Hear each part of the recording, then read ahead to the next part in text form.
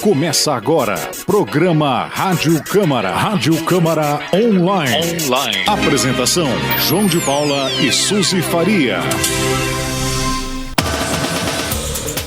Arlindo Araújo questiona verbas para animais de rua. Doutor Almir cobra providências para a falta de iluminação em praças do Nova York. Doutor Jaime pede apoio para a proposta em tramitação na Assembleia Legislativa. Lar São João recebe as doações da Câmara pelo Dia de Doar. E na entrevista do dia, quem faz a retrospectiva é o vereador Lucas Anata. Quinta-feira, 12 de dezembro de 2019. O Rádio Câmara Online já está no ar. Olá, João, boa tarde. Olá, Suzy, boa tarde. Muito boa tarde a você que acompanha o Rádio Câmara Online. O recebimento de verbas dos governos estadual e federal para cuidados com animais de rua é um dos questionamentos que o vereador Arlindo Araújo está fazendo à Prefeitura de Araçatuba. O requerimento de informações oficiais foi aprovado sem discussão e por unanimidade na 40ª sessão ordinária do ano, realizada na última segunda-feira. Outros 3 requerimentos de autoria do parlamentar também foram aprovados. Neles, Arlindo Araújo pergunta sobre os contratos assinados pelo município com instituições de ensino no mês passado. Indaga a quantidade de atendimentos médicos realizados no ambulatório DST-AIDS nos últimos 2 anos. E pede informações sobre as reformas das escolas municipais dos bairros Jussara e Jardim TV. A preocupação com a falta de iluminação em praças públicas da cidade constou em outro requerimento de informações oficiais aprovado na última sessão ordinária do ano. De autoria do vereador Doutor Almir, o documento indica praças do Jardim Nova York com esse problema e cobra providências.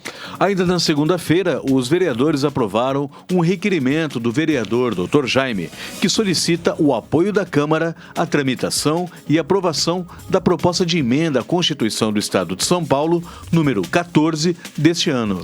A matéria submete à aprovação da Assembleia Legislativa a escolha dos titulares dos cargos de Conselheiro do Tribunal de Contas e de Procurador-Geral de Justiça, ambos indicados pelo governador do Estado. Rádio Câmara Online. E você acompanha o Rádio Câmara Online, a voz oficial do Poder Legislativo aqui de Araçatuba, pela internet. Acesse o site da Câmara Municipal, entre no link do YouTube, ative as notificações e acompanhe a nossa programação.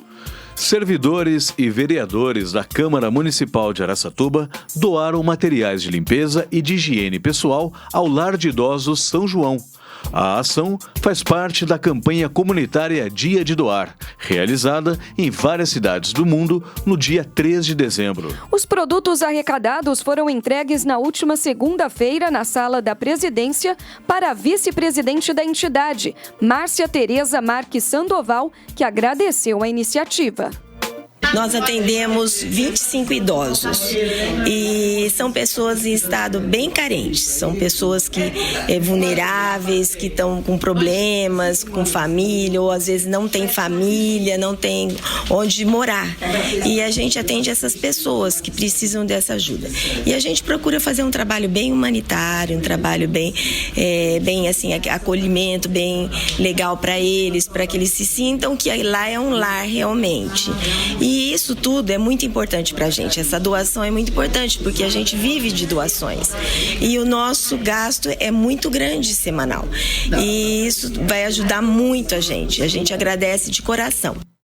Entre os materiais doados ao Lar São João estão desinfetantes, amaciantes de roupa, detergentes, água sanitária, papel higiênico e papel toalha. A campanha Dia de Doar foi instituída em Araçatuba pela Lei Municipal número 8.248 deste ano, com o objetivo de promover a generosidade entre indivíduos, empresas, entidades e governo.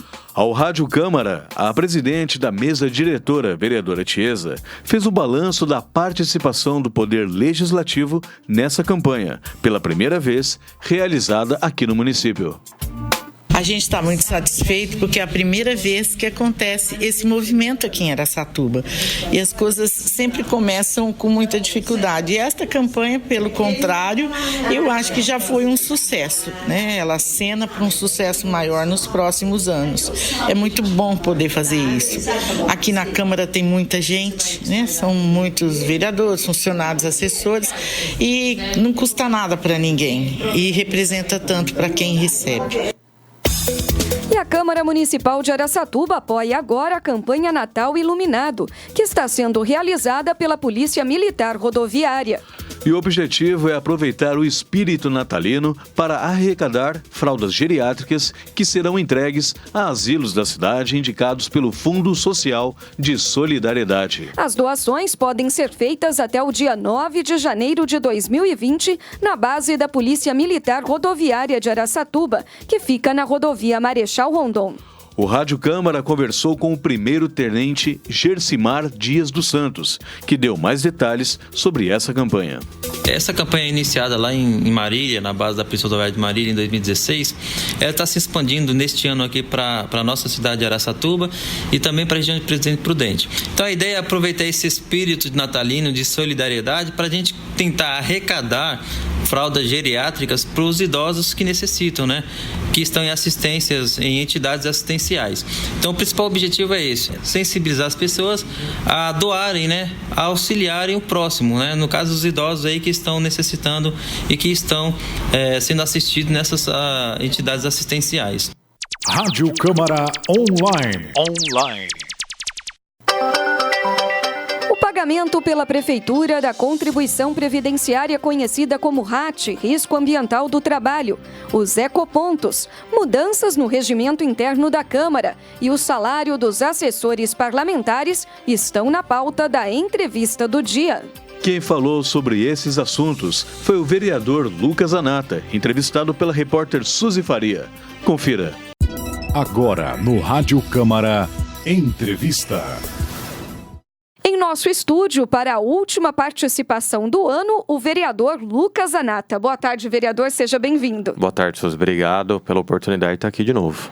Em 2019, o vereador Lucas Zanata propôs 9 projetos, 58 indicações e 38 requerimentos. E entre as informações solicitadas à Prefeitura está o RAT, o Risco Ambiental do Trabalho, e também os ecopontos, 2 assuntos muito presentes nos seus requerimentos neste ano. Essas lutas continuarão em 2020, essa fiscalização em relação aos ecopontos? Com certeza, são 2 assuntos distintos. O RAT, para as pessoas talvez que não saibam o que é, há uma tributação que é paga pela Prefeitura, ela é paga, ao meu entender, em dobro, que é o risco ambiental do trabalho. Então, Araçatuba, como tem a maioria dos seus funcionários na educação, ela não tem o risco máximo, ela tem o risco médio.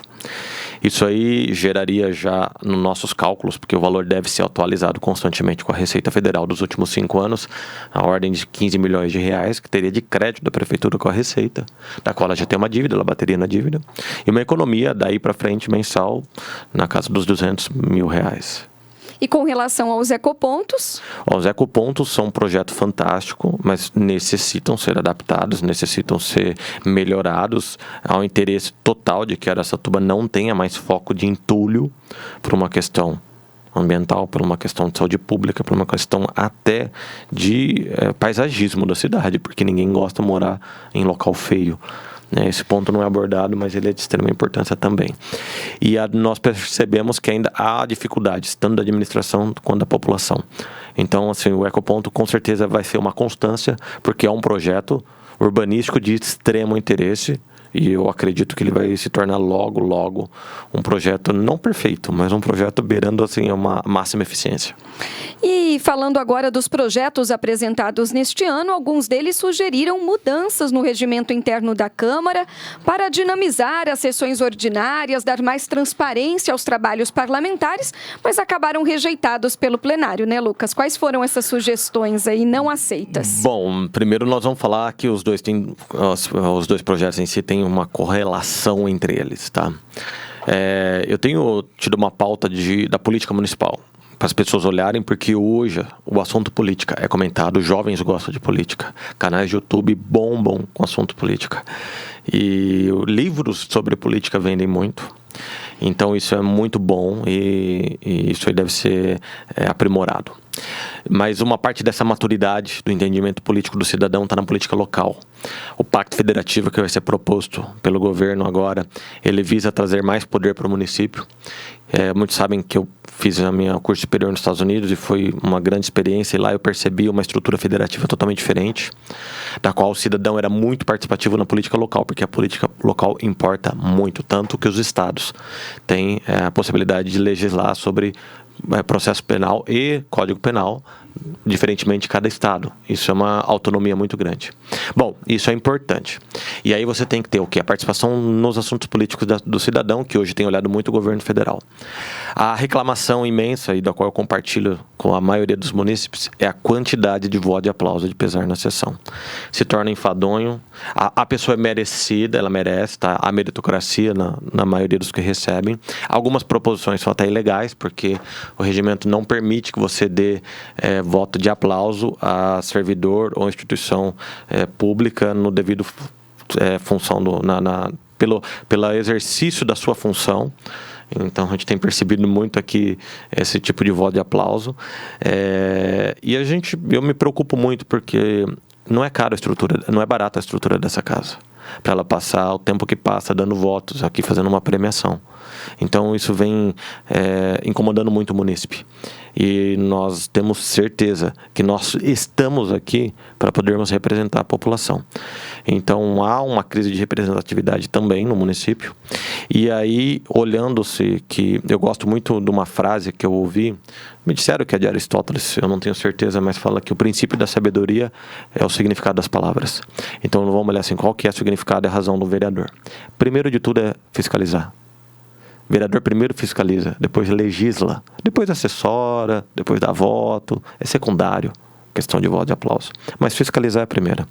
E aí a questão nós temos requerimento de informação, que é um instrumento nosso oficial de informações para a prefeitura.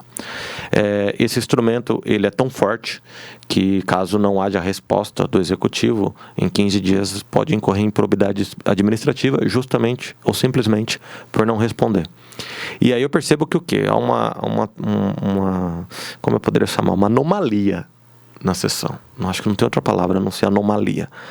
Onde o requerimento ele tem que ser lido para poder ser encaminhado. Eu acho que não haveria razão de ser votado, porque é a nossa função, não preciso votar no plenário um questionamento que eu vou fazer ao executivo. Isso dá manobra para a bancada derrubar um requerimento de informação. E também o requerimento vai... detalhe, tá? Dependendo do volume, que não poucas vezes é grande, voto aplauso, voto pesar, não lê os requerimentos. Simplesmente joga para outra sessão ou vota-se em globo. Em globo. Que é um absurdo. Bom, mas isso também não é um absurdo tão grande quanto é o quê? As respostas vêm e não são lidas em plenário. Mas como eu fui acusado de que isso vai tumultuar a sessão. Bom, a ideia é essa. Não é tumultuar no mau sentido, mas que as respostas do executivo, mesmo que seja necessário um resumo, seja lido. Nossa maior função é essa.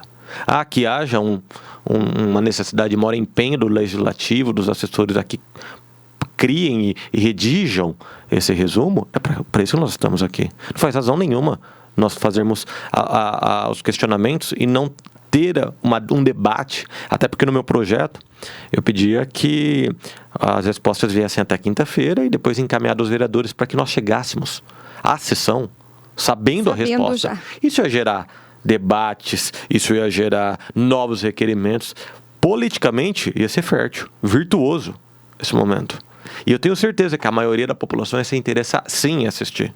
Mas, infelizmente, essas propostas foram rejeitadas, né? Tanto da leitura das respostas aos requerimentos de informações oficiais em plenário, quanto da diminuição dos votos de pesar e de aplauso apresentados pelos vereadores. São propostas que o senhor pretende, tem a intenção de reapresentar no próximo ano, continuar insistindo nelas? Tenho, até porque é o seguinte, o que eu percebo é que alguns colegas ainda não entenderam a mudança. Estão alheios ainda à vontade do povo. Então, assim, nós não estamos aqui para ficar pedindo só para tapar buraco. Até porque, pode ter certeza do que eu vou te falar, o Secretaria de Mobilidade Urbana tem um mapa para fazer isso, ela sabe melhor do que nós onde tem buraco. Nós exercemos a nossa função de mandar indicação, um ofício, mas não se preocupem que eles têm pessoas muito qualificadas lá e técnicas que só fazem isso. Então, o que eu percebo é a nossa função real, primordial, primária, necessária, fundamental, que é fiscalizar. É necessário debater o nosso instrumento mais importante, que são os requerimentos. E alguns colegas acham que isso tumultua a sessão. Então, eu não sei qual que é a razão de nós estarmos aqui. Eu acho que se fosse para voz de aplauso, a gente montaria aqui um salão de festa e ficaria dando premiação. Outras ideias acabaram sendo apresentadas por meio de anteprojetos. A Prefeitura ou a mesa diretora da Câmara, porque são vício de iniciativa se o senhor apresentasse diretamente. Foi o caso dos salários dos assessores parlamentares. Qual foi a sua sugestão? O senhor tem conhecimento se a sua ideia vai ser acatada, está sendo acatada pela Casa? Como que está essa questão do salário dos assessores hoje na Câmara Municipal? Bom, primeiro para começar, quando eu trouxe o assunto à tona, foi até mediante uma matéria, né, do jornal, e eu já, na verdade, já tinha essa ideia, me preparei para isso, reduzi os custos do meu gabinete, e pus dentro de uma lógica, ainda achando que o salário base deveria ser diminuído, mas eu não tenho poder para isso. E aí, passado um tempo, me senti numa musculatura política porque eu sabia de todo o confronto, de todo o desinteresse que haveria sobre isso. Me chamaram muito de louco, passei por algumas situações até diversas sobre isso, mas algo que muito me encantou. Houve um apoio muito grande de lideranças da sociedade, de igrejas evangélicas, de maçonaria, de entidades de classe, a própria OAB, outros partidos políticos, não o meu. Então, assim, criou-se ali uma força muito grande e isso impactou a cidade. Eu até me lembro de uma das nossas reuniões, o meu colega Arlindo Araújo estava lá e ele falou assim, eu nunca vi um movimento desse, de tantas lideranças em prol de um assunto legislativo, em prol de um assunto político da cidade. Bom, e aí, o que nós percebemos? Isso mexeu realmente com o interesse das pessoas, bombou no WhatsApp, eu até assustei um final de semana. E nesse meio tempo, o MP se sentiu provocado e entrou já com um pedido de inconstitucionalidade das gratificações pagas, e ele ainda ampliou, isso também me alegrou muito, porque nosso foco estava só na Câmara, sabendo o tamanho do embate que nós teríamos a respeito disso, e ele também pediu a mesma inconstitucionalidade nas gratificações pagas na Prefeitura.